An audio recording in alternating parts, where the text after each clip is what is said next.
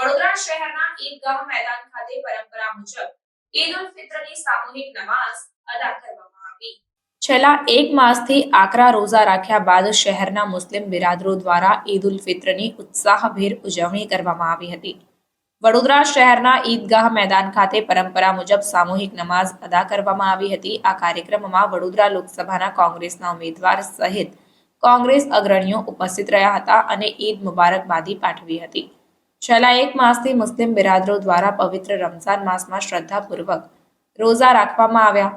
રમઝાન માસના પવિત્ર માસ દરમિયાન મુસ્લિમ સમાજના નાના બાળકો પણ એકથી વધુ આકરા રોઝા રાખીને ઇબાદત કરી હતી। છેલ્લા એક માસથી ચાલી રહેલા પવિત્ર રમઝાન માસના અંતિમ દિવસે એટલે કે મોડી રાતથી ઈદની ઉજવણી શહેરના વિવિધ મુસ્લિમ વિસ્તારોમાં શરૂ થઈ હતી।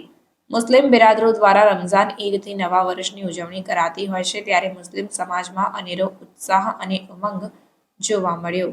રમઝાન ઈદની ઉજવણીને લઈને શહેરના મુસ્લિમ વિસ્તારમાં મોડી રાતે ચહેલ પહેલ શરૂ થઈ હતી। મુસ્લિમ સમાજ દ્વારા પોતાના મકાનો તેમજ મસ્જિદોને શણગારી દેવામાં આવી। આજે રમઝાન ઈદની શરૂઆત થતા નવા વર્ષને પગલે પરંપરા મુજબ ઈદગાહ મેદાન ખાતે સામૂહિક નમાઝ અદા કરવામાં આવી હતી। આ કાર્યક્રમમાં મોટી સંખ્યામાં મુસ્લિમ સમાજના લોકો ઉપસ્થિત રહ્યા હતા અને દેશમાં શાંતિ સ્થપાઈ રહે તેવી દુઆઓ પણ કરી હતી।